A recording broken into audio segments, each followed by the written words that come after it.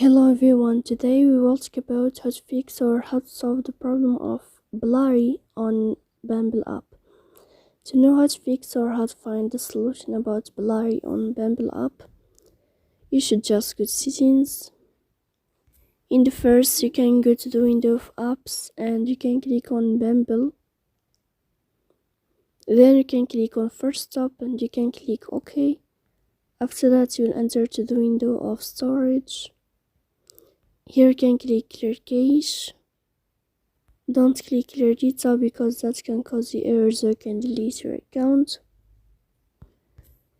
In the end, you can go to Play Store. You can search about Bumble dating app. You can uninstall your app and you can install it again. So please don't forget to support us by like and subscribe. See you next time in another video and thank you for watching.